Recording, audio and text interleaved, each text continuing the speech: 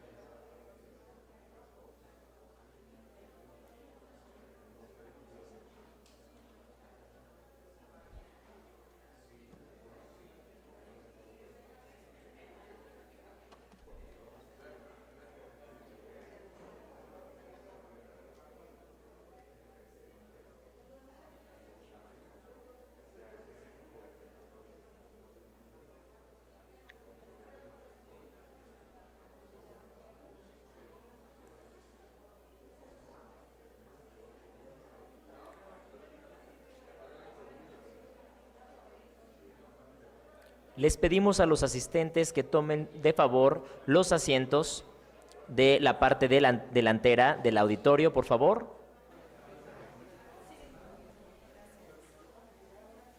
Tenemos varias localidades desocupadas que ahora podemos aprovechar.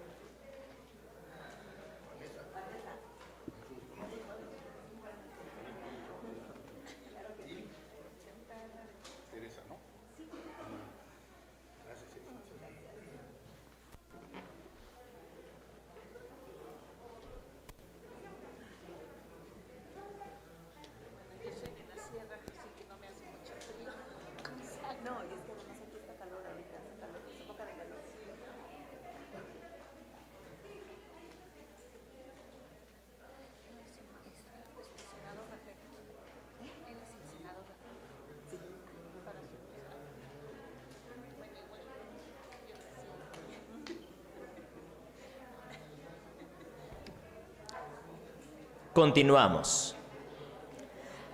Agradecemos su presencia y permanencia dentro de este importante simposio titulado Hacia un Código Nacional de Procedimientos Civiles y Familiares, Desafíos y Objetivos. En esta segunda mesa nos congratulamos con la presencia y moderación del senador Rafael Espino de la Peña, presidente de la Comisión de Justicia del Senado de la República.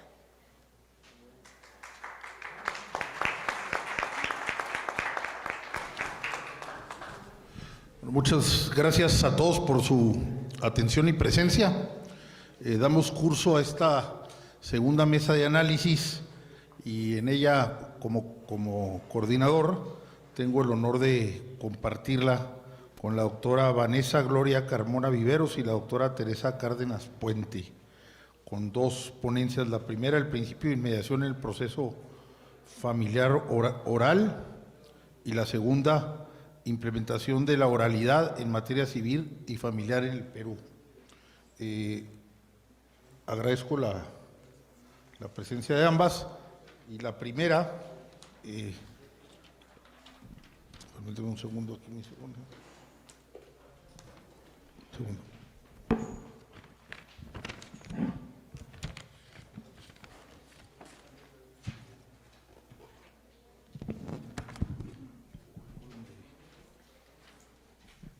Segundo, por favor. Sí.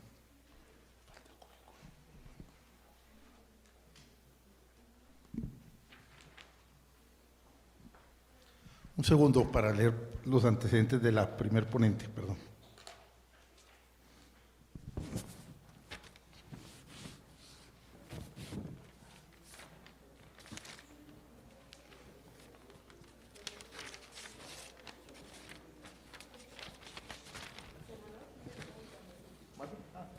Pues aquí están. Doy lectura. La doctora Vanessa Gloria Carmona Viveros es licenciada en Derecho por el Centro Internacional de Estudios Superiores de Morelos, con mención honorífica, maestra en Derecho Familiar y doctora en Derecho Constitucional Mexicano y Comparado por la Escuela de Derecho Posgrado y Práctica Jurídica. Actualmente se encuentra cursando el Diplomado de Derecho de Familias, así como el de Juicio de Amparo a la luz de los derechos humanos, impartido por la Escuela Judicial del Tribunal Superior de Justicia del Estado de Morelos y la Universidad Autónoma del Estado de Morelos. Ha desempeñado diversos cargos dentro del sector público, como secretaria proyectista del Consejo de la Judicatura del Estado de Morelos, secretaria de Acuerdo, secretaria particular de Presidencia y actualmente secretaria de Estudio y Cuenta en el Tribunal Superior de Justicia del Estado de Morelos. Pues sin más preámbulo, le doy el uso de la palabra en esta primera ponencia de la segunda mesa. Muchas gracias. Muchas gracias, buen día. Voy a levantarme porque siento que puedo exponer mejor. El tema que yo les voy a presentar el día de hoy es el principio de inmediación en el proceso familiar oral. Nosotros hoy en día tenemos este principio únicamente en la materia penal, pero es sumamente importante y de vital trascendencia trasladarlo ahora a la materia familiar. ¿En qué consiste el principio de inmediación? La próxima, por favor. En primer lugar, encontramos este principio en el nuevo Código de Procedimientos Civiles y Familiares, Código Nacional de Procedimientos Civiles y Familiares, en el libro tercero, que habla de las disposiciones comunes en los procedimientos orales, civiles y familiares, en el título primero, Formalidades Judiciales, y capítulo primero, que habla de los principios. Específicamente, el artículo 111 de dicho código habla de este principio de inmediación.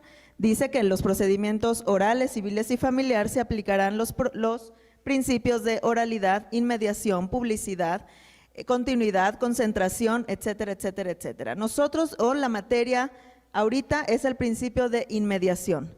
Este principio va muy de la mano con los principios de oralidad y de publicidad en las actuaciones de los juzgadores en esta materia. Habla el código también, este nuevo Código de Procedimientos Nacionales, que la inmediación es esa interacción del juzgador con las partes en el proceso.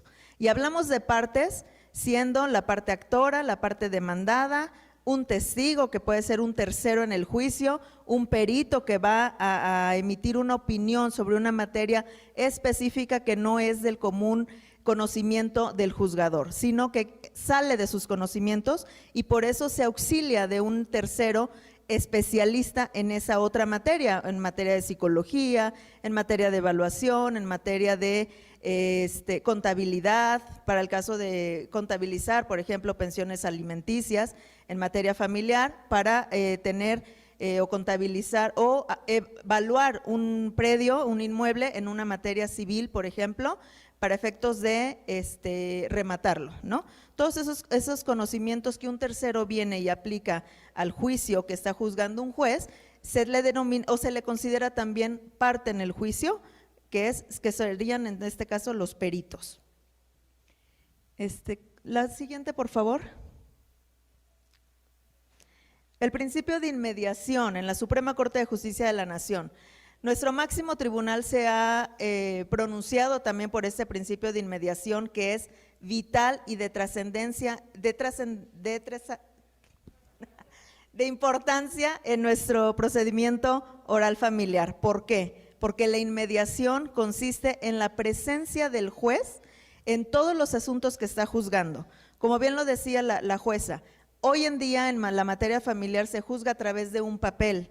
¿Cómo? Pues ya cuando el juicio se tramitó, ya se desahogaron pruebas, ya hubo una posible conciliación de partes, ya vinieron los peritos, ya vinieron los testigos a decir que vieron con sus propios sentidos en determinado hecho, en determinado acto jurídico.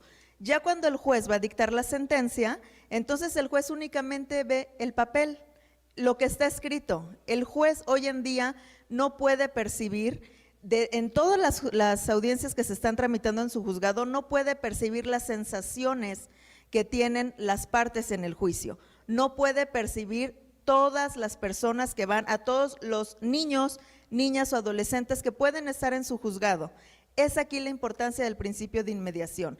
En este principio y en este nuevo Código Nacional de Procedimientos Civiles y Familiares, se prevé que el juez esté presente en todos los asuntos que tiene bajo su jurisdicción. Este principio de inmediación, de acuerdo a la Suprema Corte de Justicia de la Nación, involucra a estos tres sujetos que tenemos en los juicios, como es primero el órgano jurisdiccional, que es el juez, el que va a dictar una sentencia, son las partes, actor, demandado, intervienen aquí también testigos, peritos, autoridades que emitan un informe, también se consideran partes en el juicio, y la opinión pública.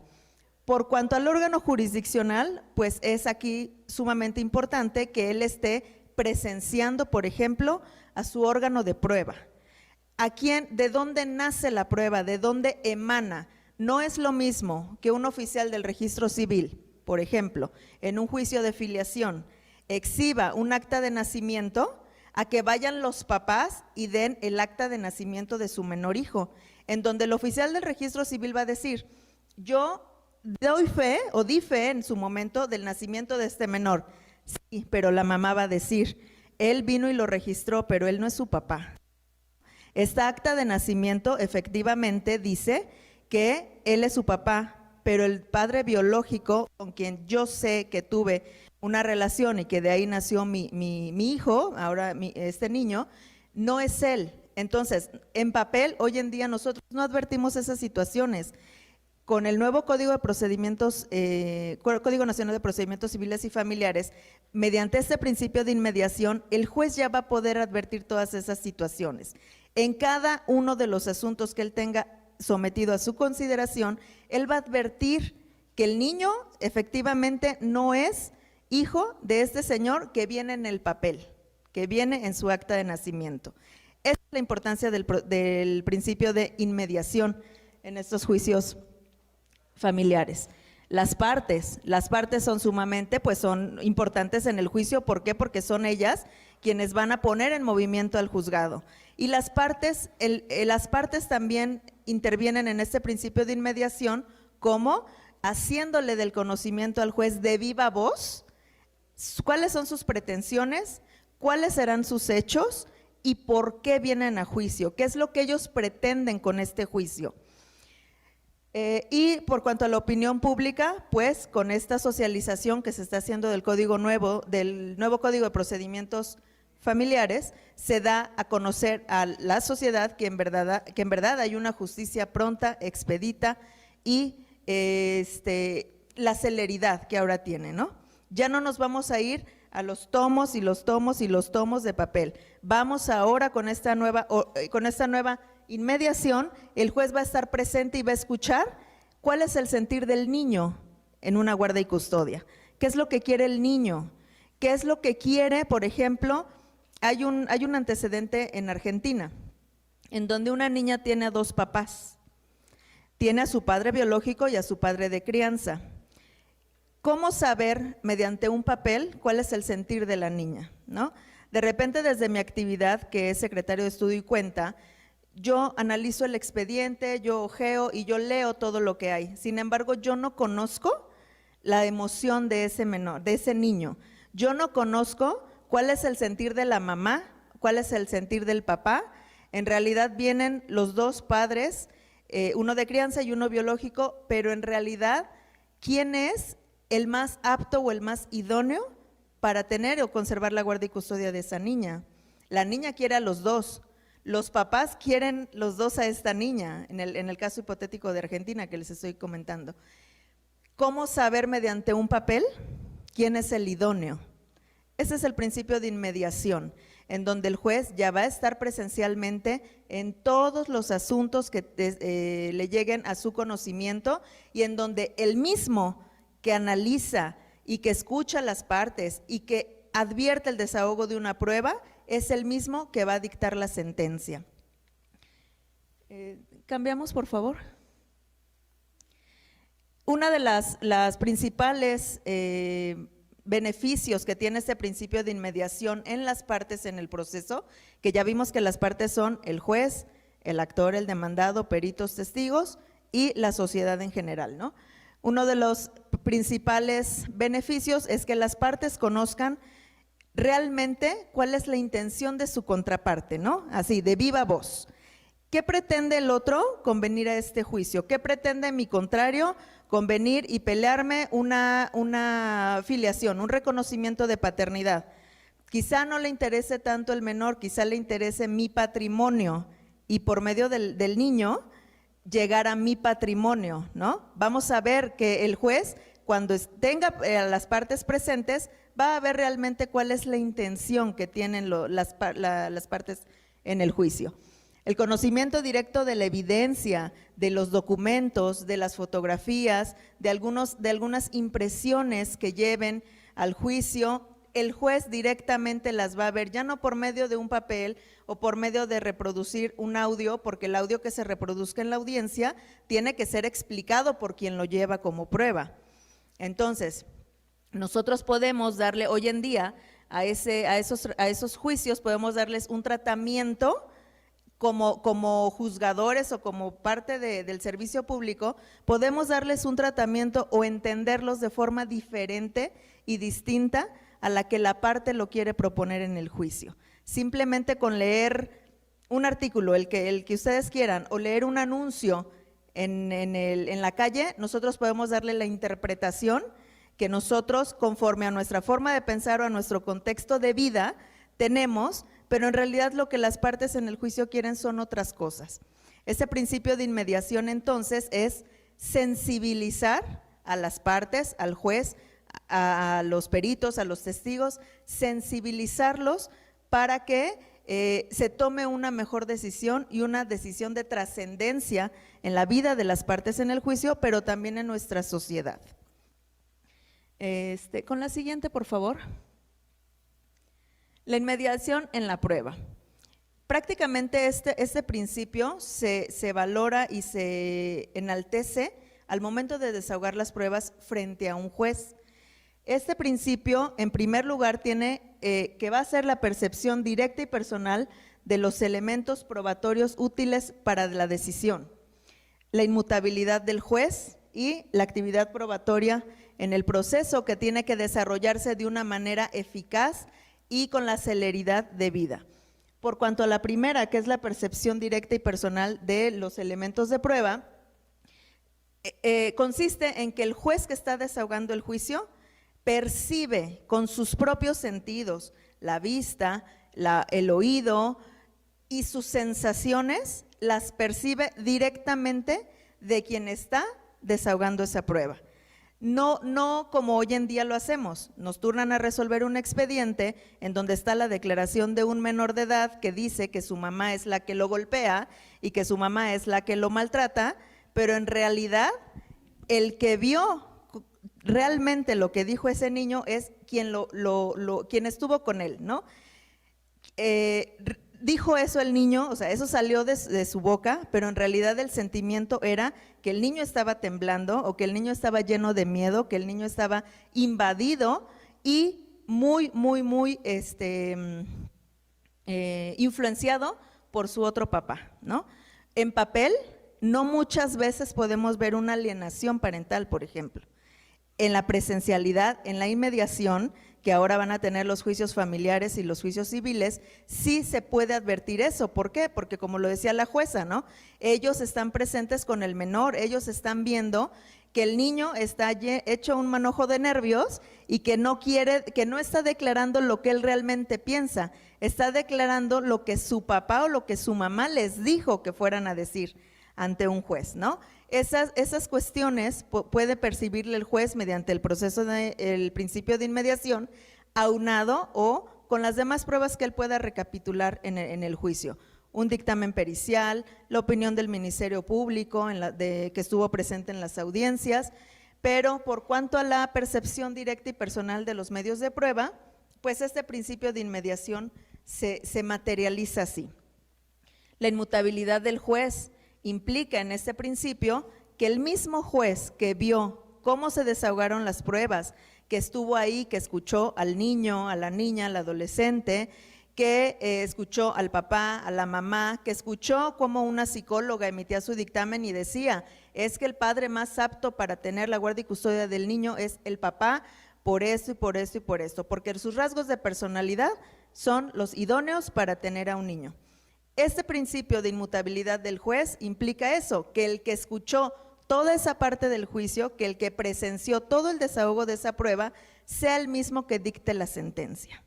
¿Por qué? Porque él tiene el conocimiento directo de los hechos, él percibió con sus propios sentidos, escuchó, vio si un niño llora, si un niño está preocupado, si la mamá realmente quiere al niño, si el papá realmente quiere a la esposa, ¿no? O lo que quiere es perjudicar y lo que quiere es llevar un juicio que no va a resolver una situación jurídica que ellos viven como familia y que solamente quiere entorpecer el juicio, ¿no?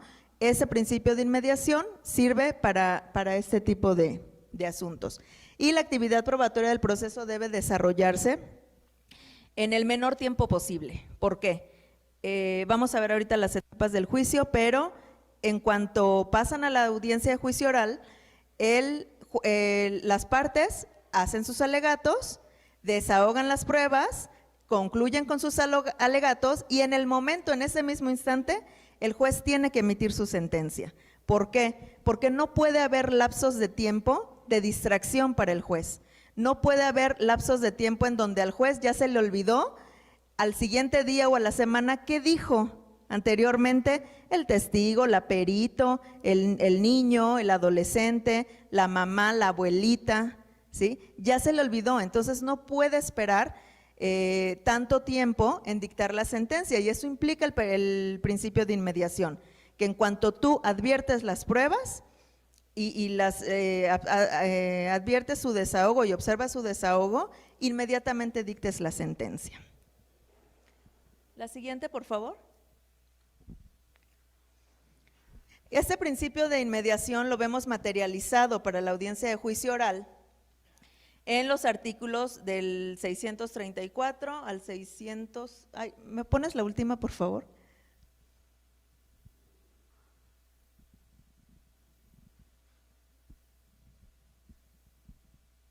Al 646.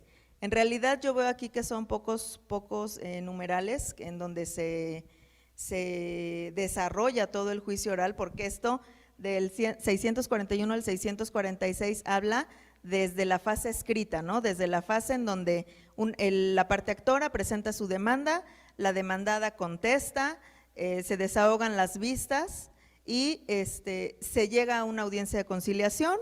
El juez dice la ley y ahí vemos materializado este principio de inmediación. El juez tiene en primera instancia que lograr o procurar una conciliación entre las partes, llegar a un convenio, explicarles por qué de continuar el juicio, de continuar con una etapa probatoria, por qué podría ir en su perjuicio y por qué le favorece llegar a un convenio.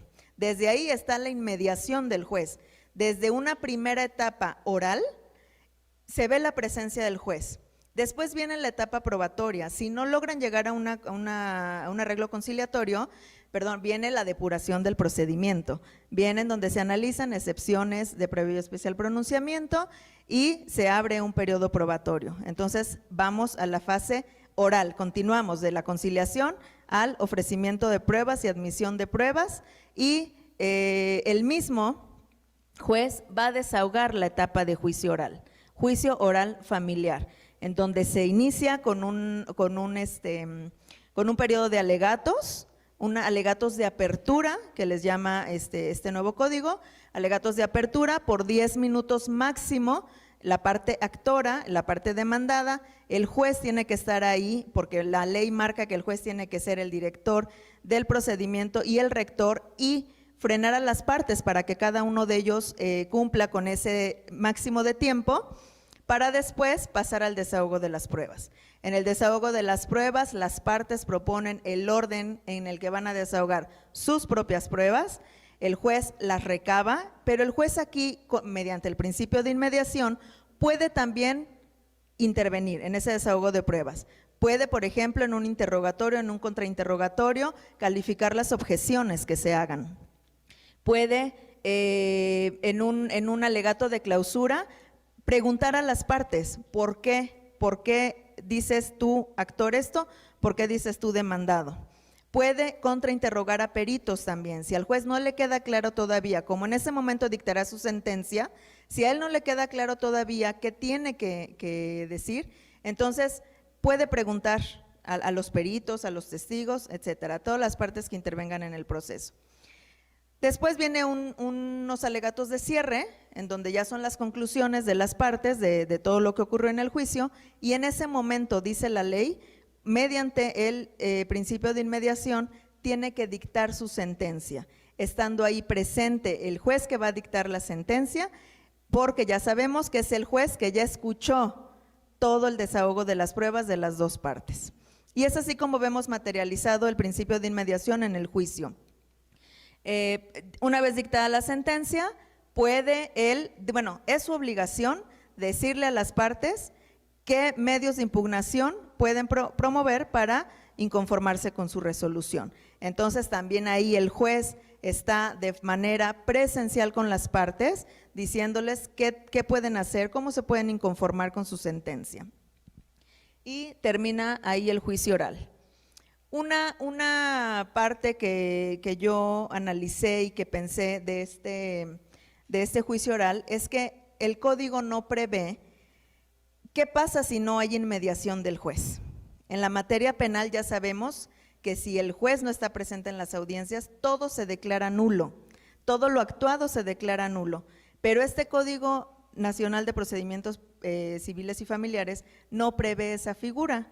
Entonces, una propuesta o una observación que yo le realizaría es eso, ¿no? La consecuencia de vulnerar ese principio de inmediación. Sí lo dice la jurisprudencia, sí lo dice la ley o el Código Nacional de Procedimientos Penales, pero este Código de Procedimientos Civiles y Familiares no lo prevé, ¿sale?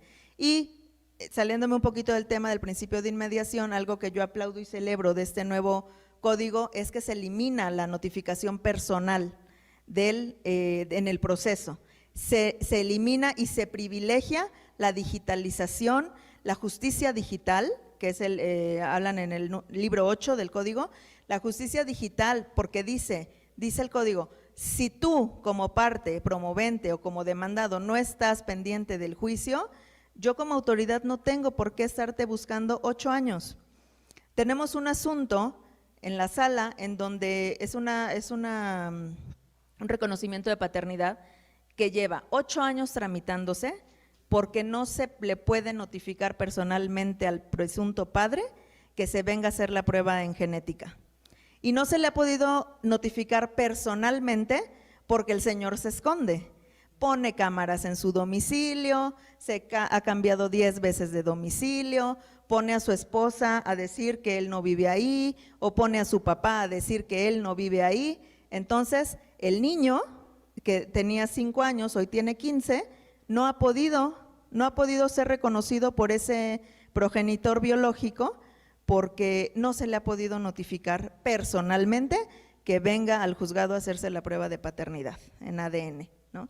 Entonces yo celebro y aplaudo esta reforma que elimina las notificaciones personales, exclusivamente se queda para alimentos y para cuestiones de violencia intrafamiliar, sí, las personales, pero para todo lo demás Si tú no promueves en 3 meses en tu asunto, caduca, ¿no? Entonces, bueno, sería mi aportación al nuevo código, que se analizara un artículo en donde se ponga que el romper con el principio de inmediación generaría la nulidad de todas las actuaciones. Muchas gracias.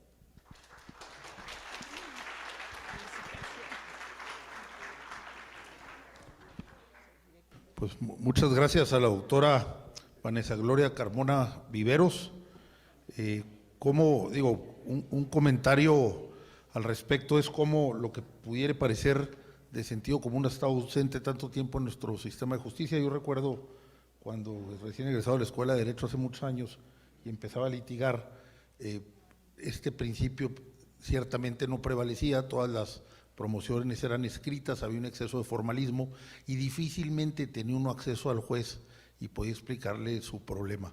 Y ya estaba hablando uno como representante, ahora menos las partes que tenían la controversia o que tenían un conflicto por resolverse. Bien le iba a uno si en la prueba confesional, como se decía cuando se absolvían las famosas posiciones, se entregaban en un sobre por escrito, y bien le iba a uno si el secretario del juzgado tenía bien conocer a las partes y saber cuáles eran sus reacciones físicas. Como dice por ahí un filósofo, nada de lo que es humano me puede ser ajeno. Viene a colación esto porque yo recuerdo en los procedimientos del derecho anglosajón, desde siempre se sostiene que toda persona es capaz de impartir justicia si se le dotan los elementos suficientes para diferenciar.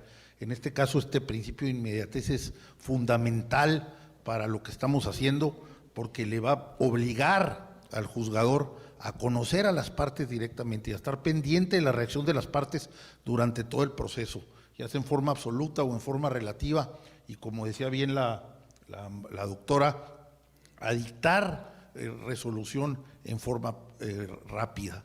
Entonces es la reacción humana, el conocimiento, el contacto humano nos da más luz que muchas otras cosas, y pues yo celebro, hay que reglamentarlo muy bien. Me llevo la tarea esta en el micrositio de considerar nulidades para el caso de que se rompa con este principio, muy interesante.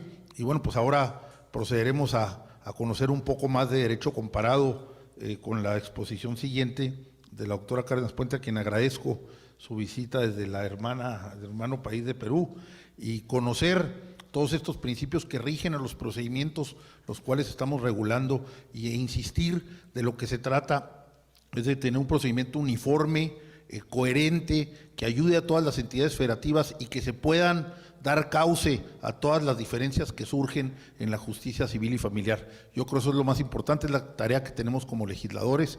Tendremos que estar a la altura de ella y entender bien lo que son todos estos principios, enriquecernos de todas sus aportaciones y tratar de llegar, como ya se dijo en reiteradas ocasiones, con un cuerpo coherente, homogéneo, para proponerlo en el siguiente periodo ordinario de sesiones. Cedo la palabra a la doctora Teresa Cárdenas Puente. Leo sus antecedentes académicos y profesionales. Es licenciada en Derecho y Ciencias Políticas por la Universidad Peruana Los Andes. Cuenta con 2 maestrías en Solución de Conflictos y en Derecho Civil y Comercial, ambas por la Universidad San Martín de Porres, Lima, y con un doctorado en Derecho por la Universidad Internacional Iberoamericana de México. Ha impartido cursos en Derecho de Familia, Derecho Procesal Civil, Seminario de Derecho Procesal Civil y Derecho Civil en Personas y Sucesiones, Derecho a Obligaciones y Derechos de Daños en la Universidad Peruana de los Andes, Universidad Continental y en el Instituto de Actualización Profesional, INAPROF.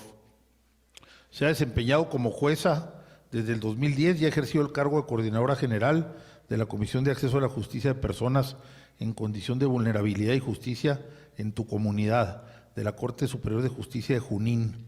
Es subdirectora de la publicación mensual Dossier Procesal de la Corte Superior mencionada y miembro de la Comisión para la Revista Institucional de la Corte.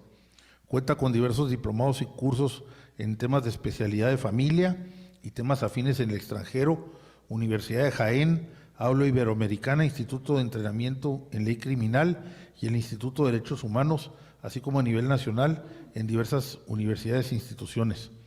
Sin más preámbulo, pues pido un aplauso y le doy uso de la palabra a la doctora Cárdenas Puente.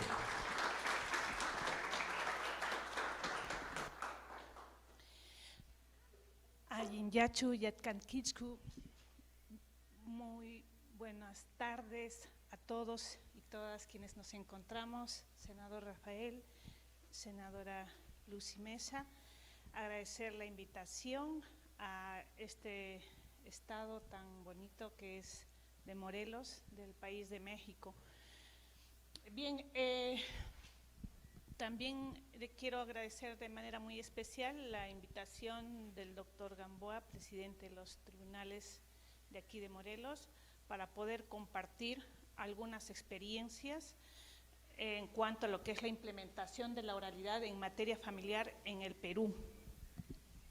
Nosotros en el Perú hemos tenido un tránsito distinto, no ha sido el mismo, digamos que hemos ido de la especificidad y vamos construyendo hacia lo general, a diferencia de ustedes que van por lo general, que es el Código de Procedimientos Civiles y de Familia, para ir, digamos, introduciéndose a lo específico, ¿no? Y bueno, para poder yo un poco insertarles en el tema, quisiera un poco tratar una metodología un poco inductiva que me permita presentarles algunas ideas, digamos, conceptos y experiencias que pudieran existir, pero bajo un escenario estrictamente de la especialidad de familia. Y por eso quiero iniciar comentándoles lo que es ahora el derecho de familia, sus características y sobre ese escenario cómo vamos a implementar la oralidad y si todos los principios de la oralidad comulgan en ese escenario y si tiene que adaptarse a alguno de ellos. Y también hacernos la pregunta por qué implementar la oralidad y sobre todo en la especialidad de familia. ¿Cómo conectamos para finalmente abordar el tema de la dinámica de la oralidad en los procesos de familia?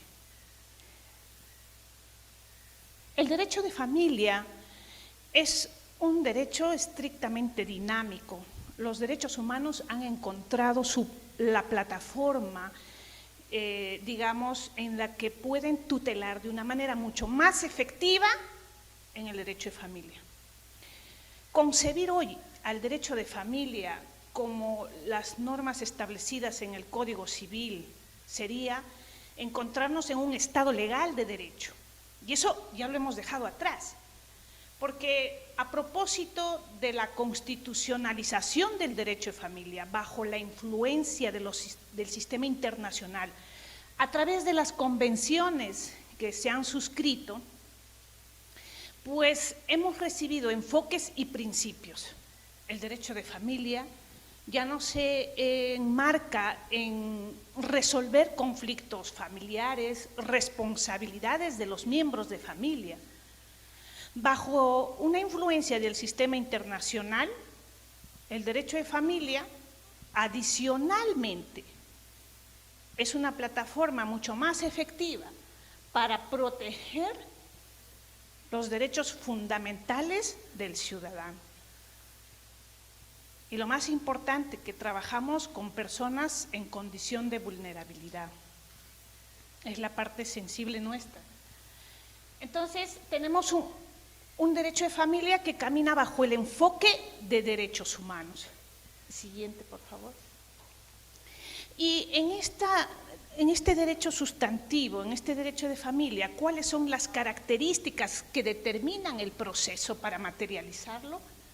Pues en el sistema peruano tenemos la competencia en materia familiar, tiene 6 subespecialidades, incluyendo violencia y desprotección de niño, niña, adolescente, que esto creo aquí lo hace el DIF, pero nosotros lo hacemos con la Unidad de Protección Especial, pero el juez allí controla, es un controlador de garantías de ese procedimiento administrativo que, digamos, aquí lo haría el DIF, ¿no? Hay una multiplicidad de tipos de procesos. Cuando vinieron los especialistas, expertos, a implementar el eje no penal en el que estamos los especialistas en familia, Pues ellos llegaron y se distribuyeron de la siguiente manera: 4 especialistas para el eje civil y bueno, 2 especialistas para el eje no penal, que es el eje familia, porque pues es un tema sencillo, más simple y bueno, si terminan, vienen inmediatamente, se acoplan al sistema civil. Pero cuando descubrieron lo que en realidad estructura la competencia de los procesos de la especialidad de familia, tuvieron que llamar a esos 4 que se fueron para civil para que complementen. ¿Por qué? Porque la especialidad tiene múltiples procesos, múltiples características específicas en cada proceso. Y es lo peculiar en familia. No tenemos 2 vías procedimentales como en penal, la ordinaria y la sumaria. No tenemos 2 vías procedimentales como en laboral, la abreviada y la sumaria. Tenemos 20 vías procedimentales, es decir, 20 tipos de procesos que tenemos que nosotros estructurar. La actividad probatoria en los procesos de familia es mucho más amplia, es mucho más, no compleja, pero sí un poco más laboriosa para el juez, porque tiene diligencias adicionales al proceso, que es la toma de opinión del niño, por ejemplo. El proceso civil no está diseñado para cumplir lo que dice la observación 12 de la Convención, que es tomar la opinión o recabar la opinión del niño en un ambiente reservado, privado, con participación de un psicólogo. El proceso civil no está diseñado. Las declaraciones de menores que los jueces de familia tomamos en cámara Gesell, bajo este mecanismo para poder nosotros entrevistarnos, y esa entrevista en cámara Gesell no solo se lo tomamos a los niños, niñas, adolescentes víctimas de violencia, sino que lo tomamos en todo tipo de procesos, aún así sea filiación, divorcio, régimen de visitas, porque la cámara Gesell nos ofrece un espacio mucho más privado, mucho más confidencial y un mecanismo que va a permitirnos la intervención del psicólogo de manera más profesional. En la especialidad de familia también otra particularidad es la intervención interdisciplinaria que tenemos con la participación del equipo multidisciplinario que está compuesto por el psicólogo, la asistenta social, el educador y el médico. Y me parece que aquí esa función un poco que lo cumple semejante a lo que es el departamento de orientación. Allá nosotros le llamamos equipo multidisciplinario, pero en realidad lo común entre ambos sistemas es la intervención multidisciplinaria que tienen que existir en los procesos de familia. No solo psicólogos, no solo asistentes, sino el educador tiene una labor muy importante porque recoge información del desempeño escolar y de las responsabilidades y habilidades parentales en los contextos educativos. Y también el médico.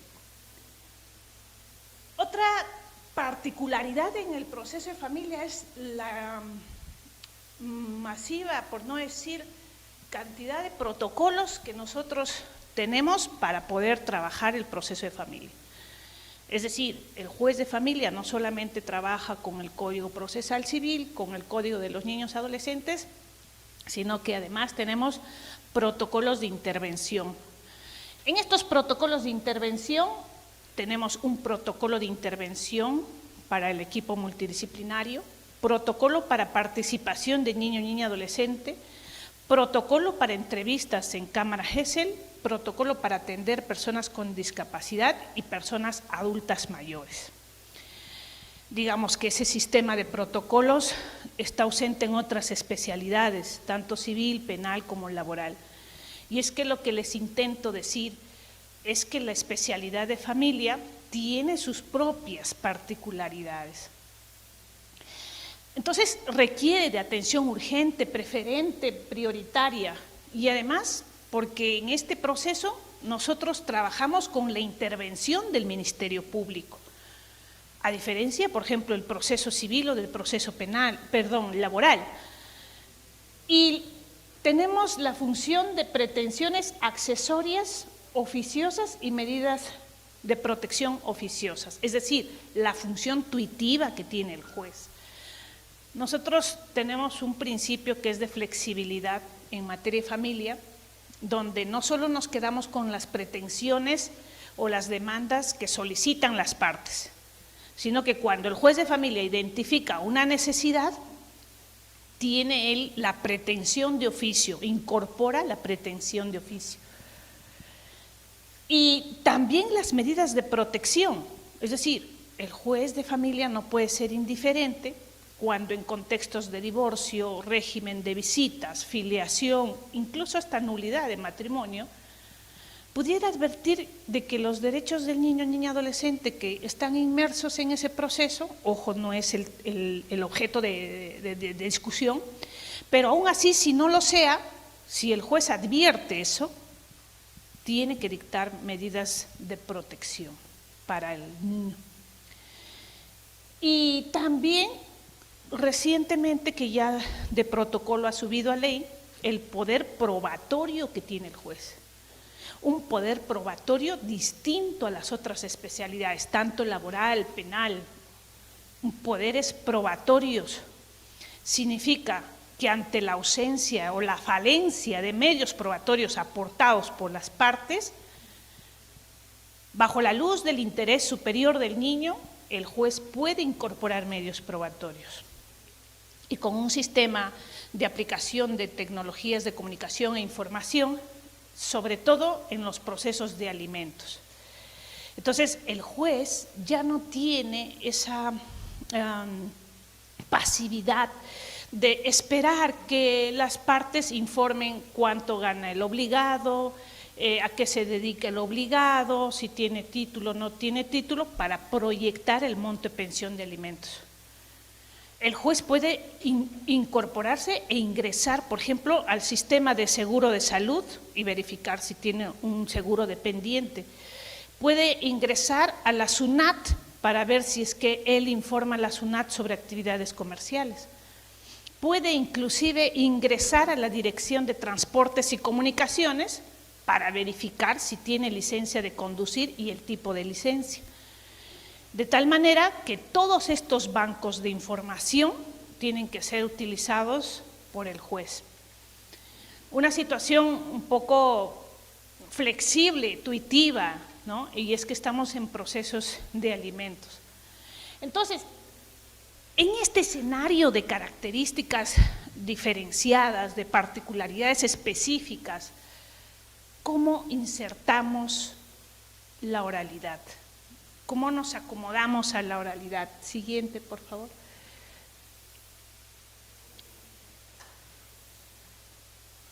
Nos vamos a tener que insertar primero identificando ciertos patrones o ciertos lineamientos generales en la especialidad de familia. Primero, en la especialidad de familia trabajamos una tutela efectiva del debido proceso para personas en condición de vulnerabilidad.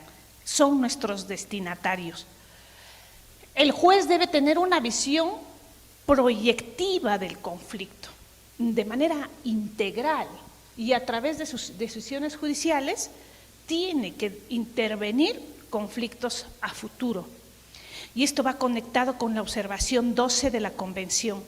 Toda decisión que implique derechos de niños, niñas o adolescentes no solo deben dar una respuesta por parte del órgano jurisdiccional a corto plazo, sino que esa respuesta del órgano jurisdiccional debe ser también a largo plazo, sostenible. Y la ponderación del interés superior del niño. En Perú antes, todo lo que se nos era complicado, dudoso o engorroso, invocábamos el interés superior del niño. ¿Por qué decidiste 500 de pensión de alimentos? Por el interés superior del niño. ¿Por qué decidiste la filiación en este caso? Por el interés superior del niño. Y los magistrados, abogados, todos nos íbamos con el paraguas del interés superior del niño. Era el salvavidas, era la palabra mágica para no argumentar, para no fundamentar, para no sustentar. Pero cuando ya la observación 14 de la Convención ingresa a nuestro sistema interno, ingresa sí, ingresó a través de la Ley 3466 y su reglamento. Y esta ley nos dice, estos son los criterios que yo te voy a dar para que tú apliques el interés superior del niño. El interés superior del niño hoy en día se aplica con una metodología de ponderación.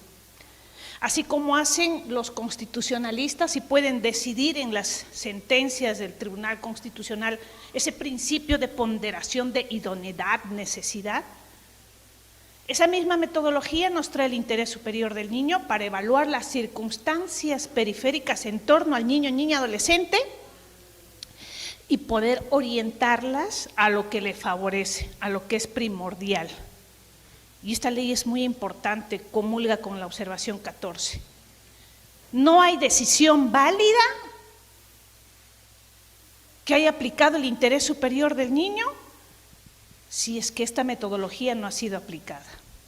Es decir, no más invocaciones de palabras mágicas. O lo aplicaste con esta metodología o es nulo. Y el cuarto lineamiento es la participación de niño, niña, adolescente. Su derecho a opinar como titular del derecho. Y la oficiosidad que tiene el juez es un rol fundamental.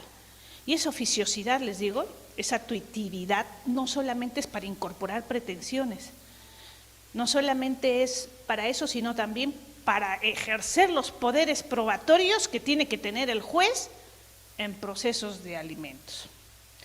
En el único proceso donde, digamos, estamos un poco sujetados es en el proceso de divorcio, porque todavía tenemos esa concepción clásica tradicional de decir el principio de conservación de la familia, no podemos promover el divorcio y así que el divorcio todo es a pedido de parte, ahí no haces nada de flexibilidad, ni tuitividad, ni oficiosidad. Y la inmediación que privilegia el contacto directo y comunicación personal con las partes, pero no solo con las partes, sino con todo aquel que interviene en el proceso, incluidos los miembros del equipo multidisciplinario o los miembros del departamento de orientación. Escucharle al psicólogo qué es lo que dijo, cómo evaluó al niño, escucharle a la asistenta social, qué encontró en las circunstancias o en la dinámica familiar. Es muy importante. Siguiente, por favor. Y entonces, fíjense que para nosotros verificar cuán útil y cuán efectivo y de qué manera, porque no va a ser de la misma manera la oralidad en civil que en familia, porque si estamos en un proceso que tiene particularidades y especificidades, pues también queremos que las normas se nos acomoden a esas particularidades. Aquí yo, por ejemplo, les comparo un proceso de familia con un proceso civil. Y estas dos comparaciones de procesos vienen de un proceso estándar. En el proceso de familia, proceso único. En el proceso civil, sumarísimo. Tienen los mismos plazos, la misma actividad, la misma estructura, el mismo procedimiento. Pero vamos a ver que el proceso civil, por ejemplo, de desalojo, sea por ocupante precario o por falta de pago en el arrendamiento, otorgamiento de escritura pública, que es ese procedimiento se parece al único de familia. Y fíjense que nosotros en ambos procesos tenemos audiencias únicas. Pero ¿qué pasa en los procesos de familia?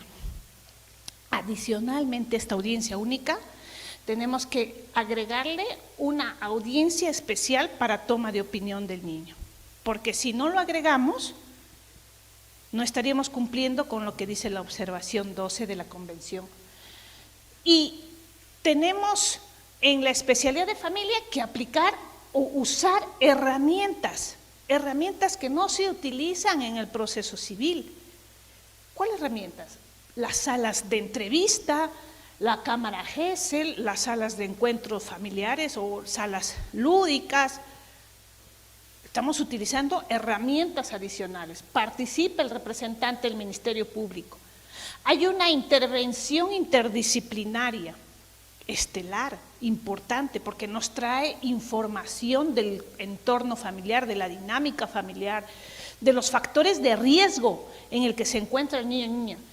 Entonces, esto hace que el proceso sea mucho más dilatorio, mucho más amplio, y la metodología para la aplicación del niño va a requerir de un análisis mucho mayor, de acuerdo a las circunstancias, a los factores, a las situaciones. Entonces, llegamos al final a una valoración y a la expedición de la sentencia, y todos estos asuntos no se han visto en civil.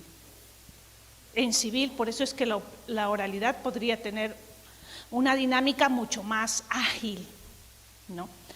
A diferencia de familia.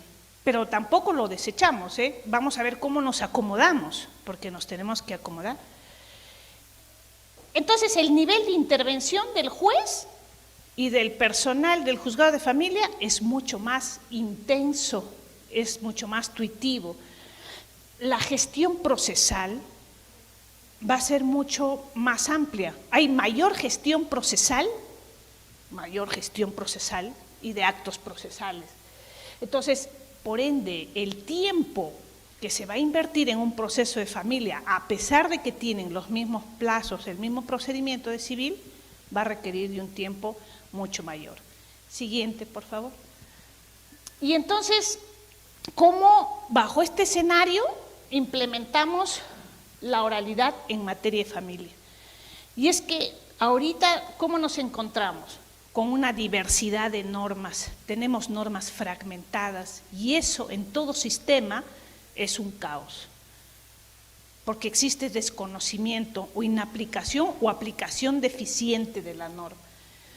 El sistema de justicia basado exclusivamente en procesos escritos no va a responder a las necesidades y expectativas que tiene justamente la ciudadanía, que busca la resolución de conflictos mucho más eficaces, más efectivos, y sobre todo ahora con el nuevo enfoque, la tutela de sus derechos fundamentales debe ser inmediata. Entonces, hay métodos. Si nosotros agarramos el proceso de un laboratorio y lo desmenuzamos por partes, nos vamos a dar cuenta, y ustedes se van a dar cuenta, que hay muchos actos procesales tradicionales que ya no son útiles en el proceso, que tenemos que cortar, que tenemos que prescindir. Certificación de firmas, procedimiento para certificación de firmas, que actas, que libros toma razón. Arcaísmos, que seguimos perennizados. Nosotros se nos ha perennizado mucho el tema tradicional, la ritualidad. Lo tenemos perennizado en las células, ¿no? Entonces, por eso hay poca disponibilidad para adaptarse a los nuevos mecanismos y estrategias. Los que hacen frente al principio de oralidad están arraigados en sus tradiciones procesales, en sus costumbres procesales, en sus actos innecesarios. Si nosotros evaluamos, hay muchos actos ya en el proceso que ya perdieron utilidad y lo seguimos haciendo y nos está demandando tiempo. Entonces, incluso hay ausencia de nuevos métodos y estrategias para la agilidad. Entonces, en este escenario que compartimos, ¿no?, como países, como sistemas, ¿cuál es la necesidad que tenemos? Es justamente el fortalecimiento del Poder Judicial para lograr una justicia transparente, confiable, eficiente, eficaz, predecible. Pero ¿cómo logramos todo eso? ¿Cómo logramos la reducción de la carga procesal, el mejoramiento de la productividad? Porque ahora los jueces de familia nos exigen 820 en Perú al año, y a los especializados en violencia 2000 al año de productividad. Y si uno no llegó a la productividad, inmediatamente nos notifica para hacer descargo.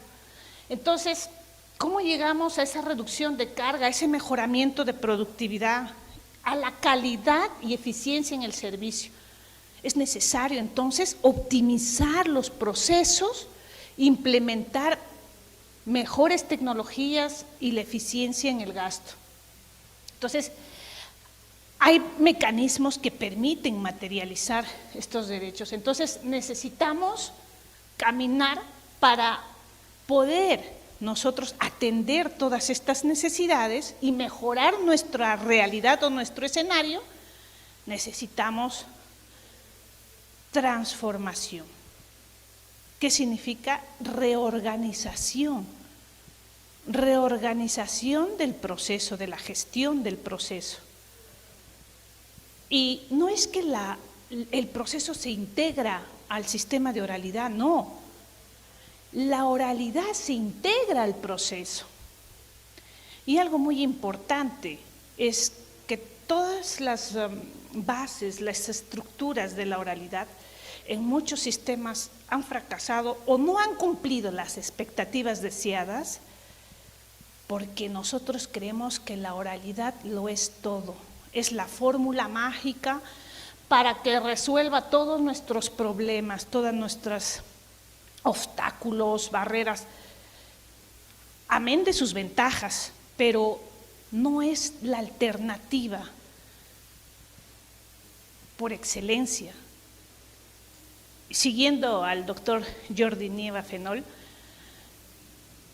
la oralidad va a ser beneficiosa en tanto se complemente con otros mecanismos, con otras estrategias, porque si no va a pasar como nos pasó a nosotros en el 93, que se nos presentó un código procesal civil estructurado por audiencias. Y ya miren cuántos años y décadas hemos llevado y seguimos en un proceso escritural. Y nos preguntamos, ¿pero qué pasó? ¿Nos vendieron humo? No. Lo que pasa es que entendimos a la oralidad, que la oralidad lo va a hacer todo, la oralidad va a solucionar los problemas de carga, de producción, de eficiencia, de respuesta, de todo. Pero no le dimos a la oralidad los mecanismos y las estrategias para que sea sostenible, para que se sostenga en el sistema, para que sea dinámica. La verdad que para implementar oralidad no nos podemos limitar a definir qué es la oralidad o a estructurar sus principios o sus lineamientos. Eso sería limitado.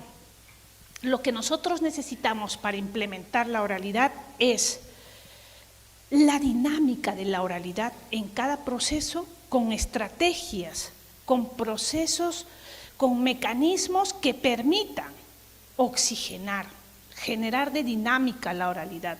¿Para qué? Para que no muera en el tiempo con nuestras malas prácticas, con nuestras costumbres, para que sea dinámica. Siguiente, por favor. Entonces, un proceso estructurado por audiencias necesita ser analizado pieza por pieza lo que tenemos. Y por ejemplo, esta es una estructura de audiencias en un proceso por gestión de audiencias que lo tenemos en nuestro sistema. Y nosotros hemos identificado 9 tipos de audiencias en procesos familiares en el Perú. La primera, vista la causa de los expedientes que suben en segunda instancia, que son los procesos de alimentos, porque no lo vemos nosotros, lo ven los PAS letrados, que tienen la misma consideración, creo que los juzgados menores. 15 minutos, no participa el fiscal, puede ser virtual. Audiencias especiales, 45 minutos, participa el fiscal, vienen con el sistema de desprotección de niño, niña, adolescente. Audiencias únicas, que es el proceso estelar, tutela, tenencia, régimen de visitas o, como ustedes lo conocen, guarda, custodia, adopción, contravención, separación convencional, 60 minutos en aproximado. Participa el fiscal, está el tipo de proceso y la norma, y puede ser virtual o presencial. La audiencia de declaración y actuación, que es para los procesos no contenciosos, donde nosotros trabajamos autorizaciones de viaje de menores, autorizaciones para disponer bienes de menores y el sistema de apoyos y salvaguardas para personas con discapacidad y adultos mayores, porque en nuestro sistema desde el año 2018 ya no existe la interdicción. Ahora existen el sistema de apoyos y salvaguardas. Entonces, ese tipo de audiencias, en 45 minutos participa el fiscal y puede ser tanto virtual como presencial.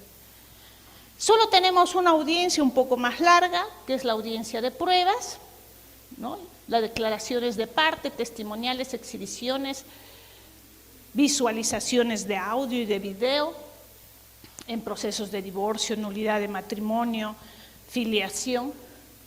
Y el sexto tipo de audiencias, que es una audiencia de esclarecimientos, que lo vemos en penal, porque les comentaba que nosotros en el sistema peruano vemos sistema de justicia penal juvenil cuando los adolescentes infringen la ley. No lo ve el juez penal porque este sistema requiere de un enfoque de especialidad, como dice el artículo 40 y 41 de la Convención. Es un sistema que no quiere sanción, quiere protección para el adolescente que infringió la ley.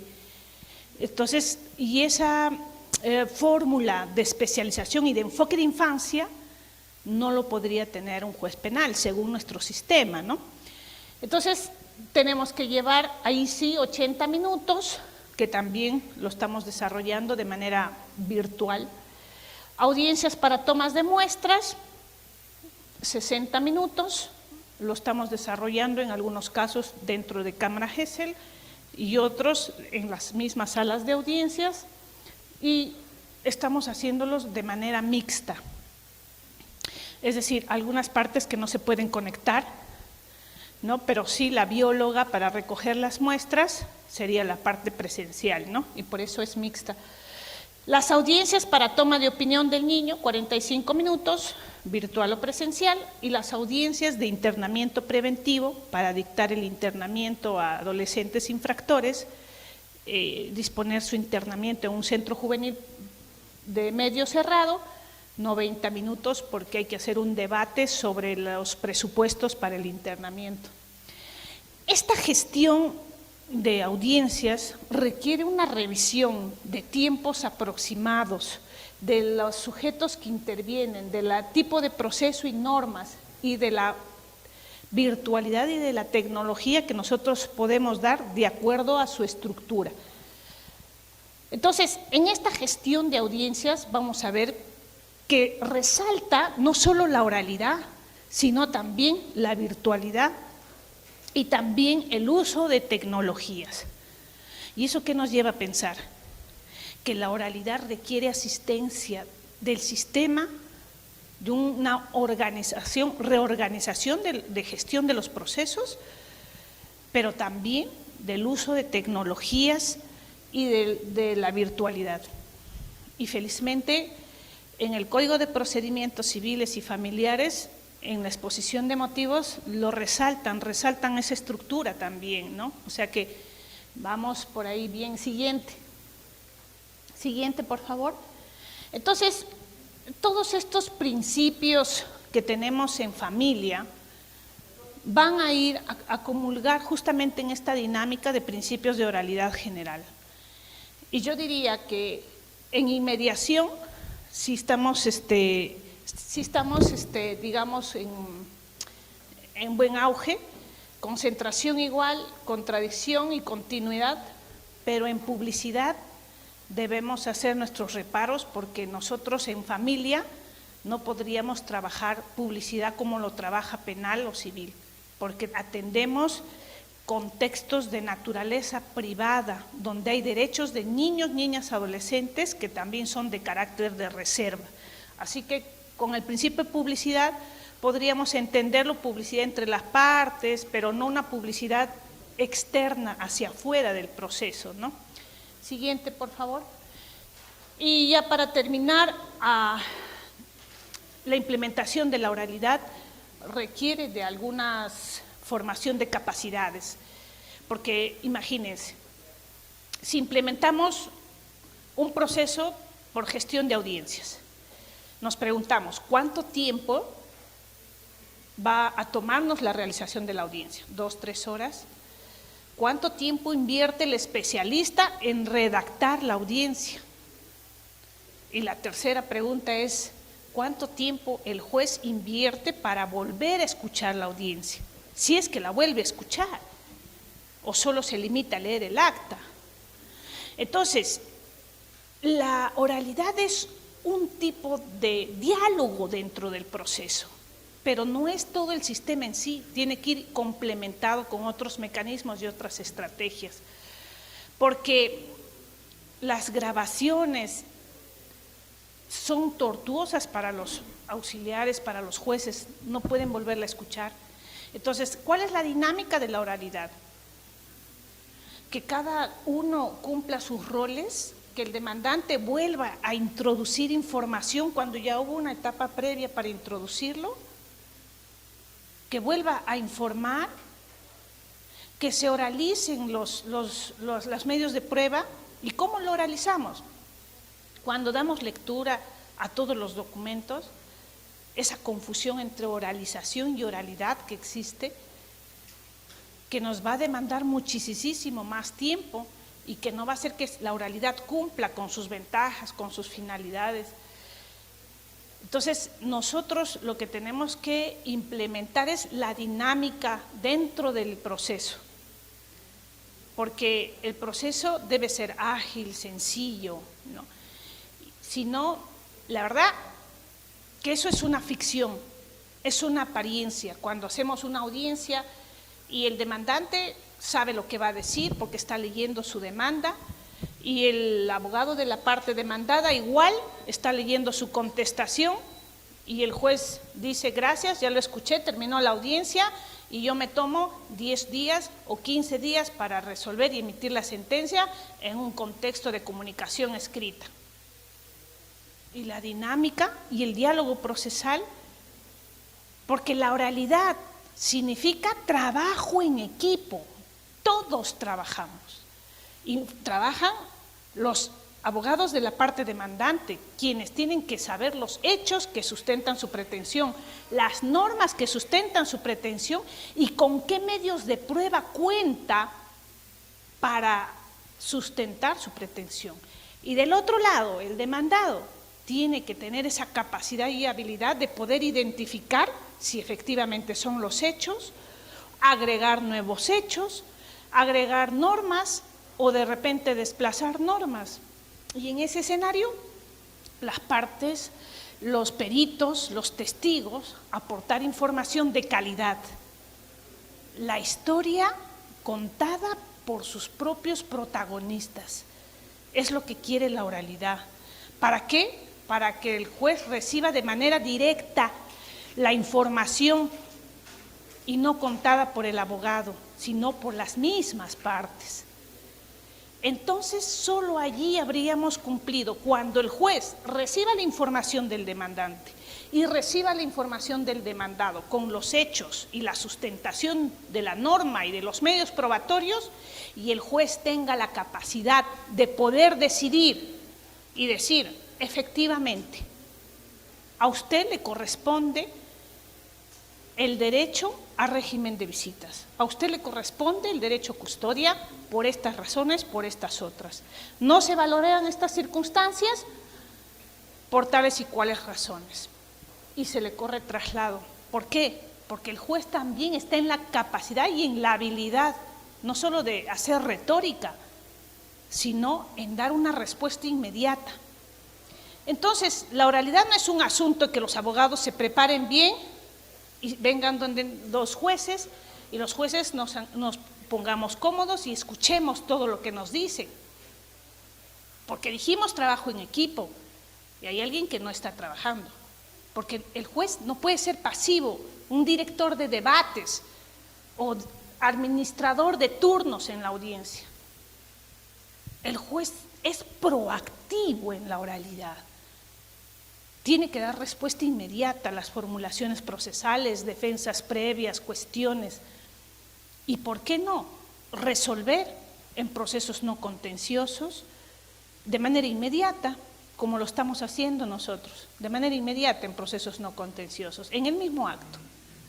Y cuando los indicadores de conflictividad son pocos o no son muchos, resolvemos en el mismo acto procesos cognitivos o contenciosos. Pero si los indicadores de conflictividad están altos y requieren una evaluación mucho más intensa, solo en esos casos podríamos reservarnos el pronunciamiento. Muchísimas gracias y bueno, es lo que yo les quería comentar, cómo lo hemos ido manejando. Gracias, gracias, senador. Me pasé un poquito de tiempo.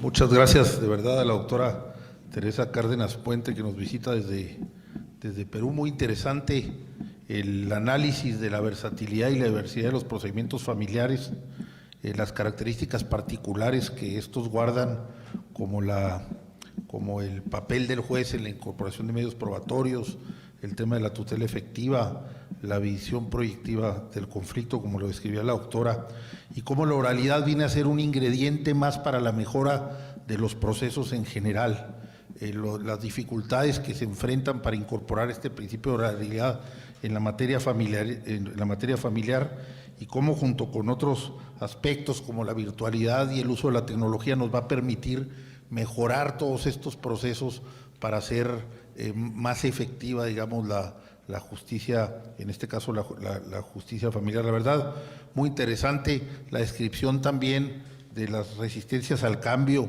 como habló del tema de la ritualidad, hay hasta sacramentos, arcaísmos, la resistencia al cambio, y cómo hay que utilizar esto en una forma adecuada, las características particulares de los procesos familiares y todas las facetas que estos entrañan, ¿no?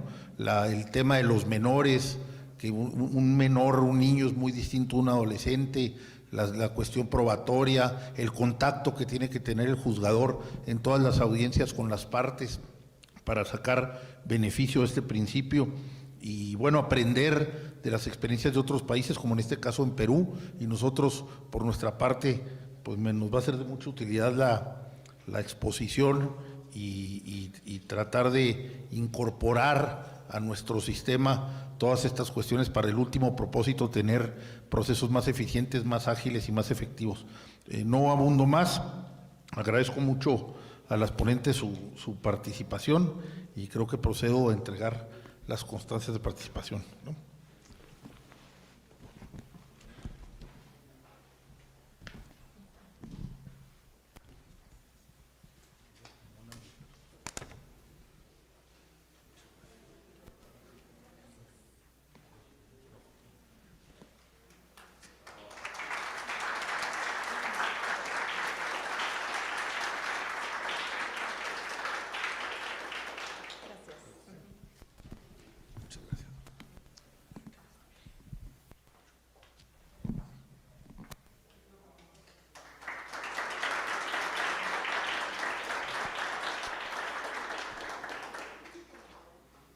Muchas gracias. Pasamos a la tercera mesa. Muchas gracias por su atención.